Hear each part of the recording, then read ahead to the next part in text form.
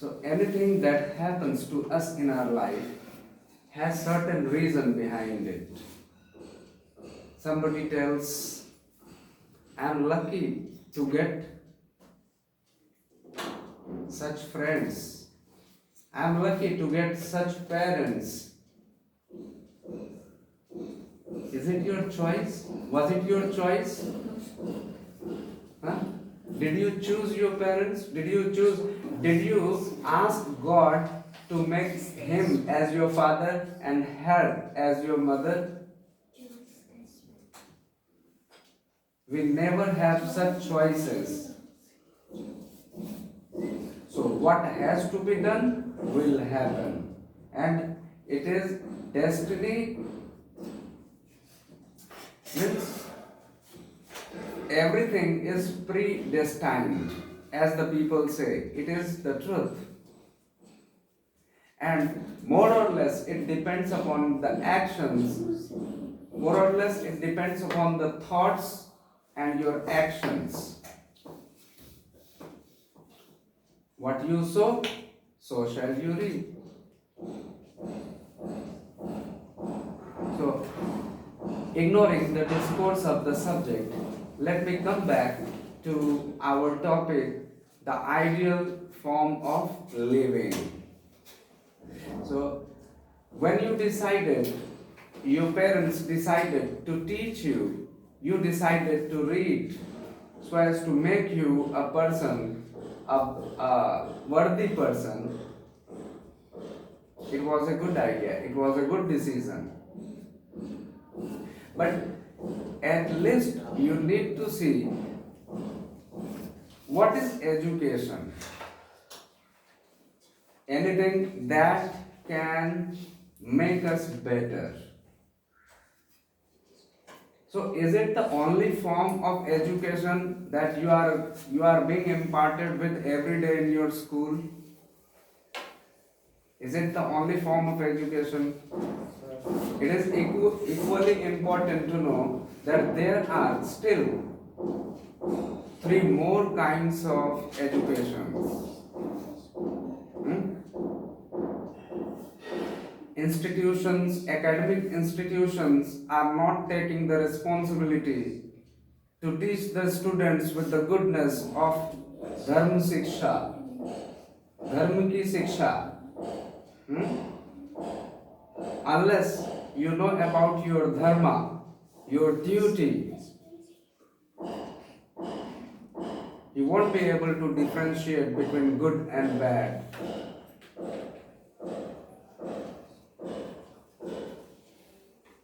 And most of the time,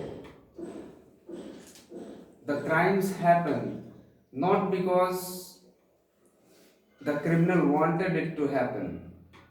Most of the times it happens because he was unconscious. He did not have the right knowledge of the subject. He did not have control over his sense organs. Our sense organs are responsible to some extent, whatever we do, good or bad. So, who is teaching you in your schools how to control your mind? In your science as a subject, you are taught about the causes of sickness, disease, the kinds of various forms and kinds of illnesses. You have clinics, you have hospitals all around for your physical health. But has there been somebody working for your mental health? I agree that your academic institutions, your teachers at school are teaching you. They are imparting with you with the goodness of all the subjects. It is true.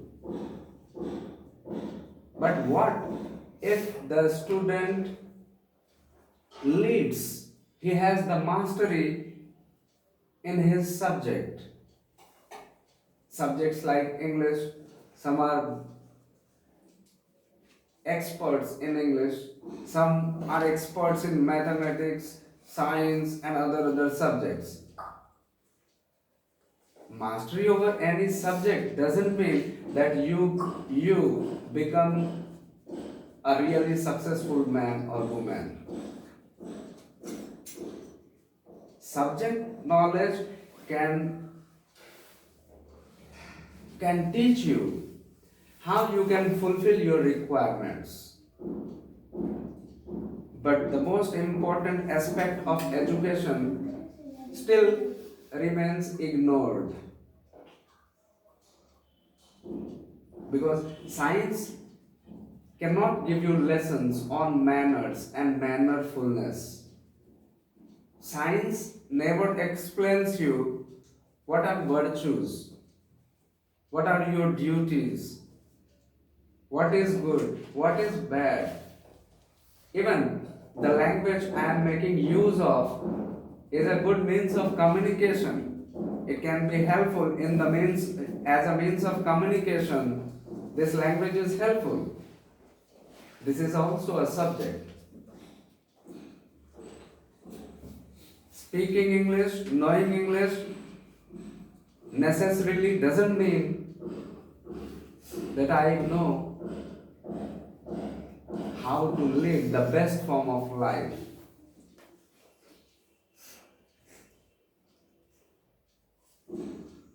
The ultimate destination, I think, of education is to lead your life the way you could bring some kind of change to the people of the world. The ideal form of living is the kind of living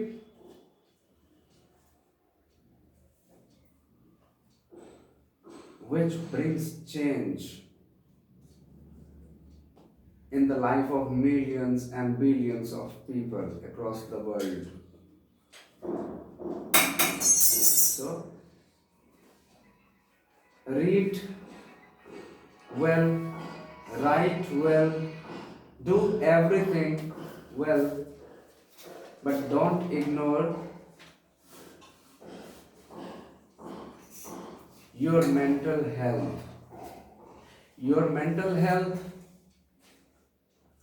is groomed with a thing called spiritualism. Spiritualism talks about all the four forms of education. The kind of education you are getting right now in your schools is education associated with earning money. Learning these all subjects, you can crack an examination, can get a big post, can earn a big money. But that won't help you to lead a very peaceful life. There are many examples of this kind who have been really very much successful. If seen from materialistic point of view, the people are very much wealthy. They seem to be the extremely happy people on the earth. They seem to be. But there are evidences of the kind that even the happiest, even the richest people on the earth are not happy. They may pretend to be happy, but from inside they are unhappy. And the reason behind this is the tree of their life looks to be big, well groomed, but the roots of the tree of their lives is hollow. They do not have the strength of spiritualism. So, one who nourishes the tree of spiritualism, our life is like a tree. If the roots are not taken well care of, the crown and the fruits can never be healthy. If we want to reap a rich harvest out of our life, out of our activities, we will have to understand the importance of spiritualism, which is not a subject of any interest in any of the institutions.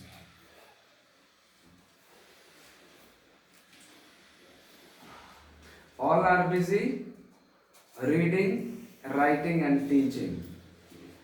But what they are reading, what they are teaching, what is the outcome of their teaching? This kind of teaching is making them even more selfish.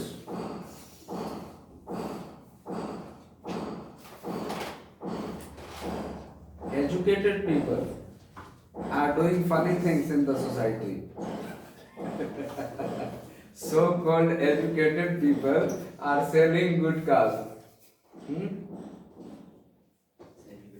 Celebrities, whom you call celebrities, whose life most of the people see as to be the standard form of life. That is the subject matter of today's discussion. What is the ideal form of life? Is it the life they are leading? Most of us aspire to have that kind of life. God, we ask God, we pray to God. God, if I could also have a bungalow like that to look up at top, if I also could have a big farmhouse like that Ulugapatha, if I also could have a Lamborghini,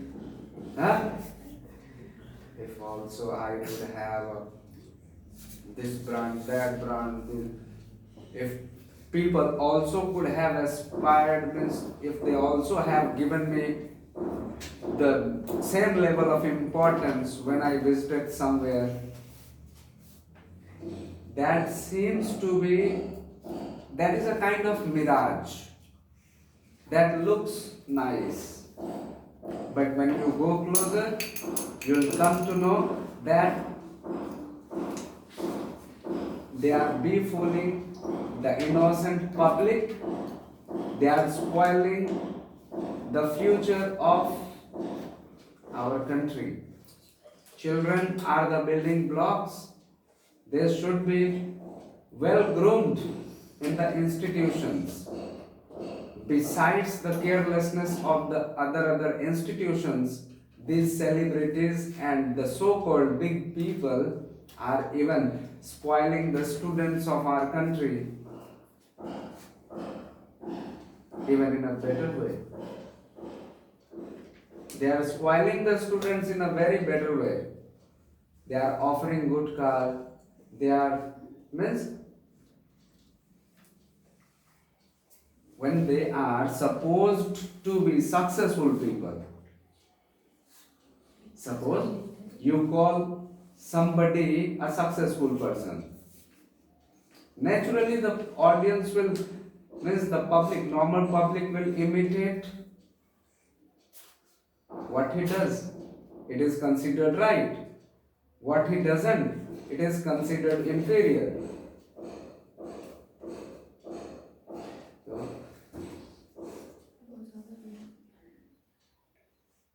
Actually, they are not big people. And neither they are big, nor they are leading a very peaceful life. The life which is free from any kind of tension is the ideal form of life. And whom do you think can be free from tension? Those who are pretending to be tension free, they are doing lipapoti every now and then on their face. They are wasting money in the name of makeup. They are wasting their time, money. They are spoiling the entire community. Neither they are doing good for themselves nor for the others. And that's why they are unable to sleep without taking pills. Pills are must for such celebrities. And let me explain why there is a misconception about success. Those people whom we are cursing today also think that they are successful despite of their mindlessness, hyper stressed, hypertension. They think that they are successful just because people seem to value them. People welcome them at airport. People show their regard, fake regard. Hmm?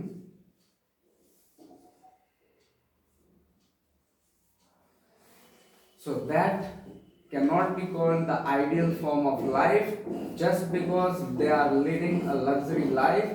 It cannot be the right definition of ideal life. Let's come back to our point of view. What can then be the ideal form of life? The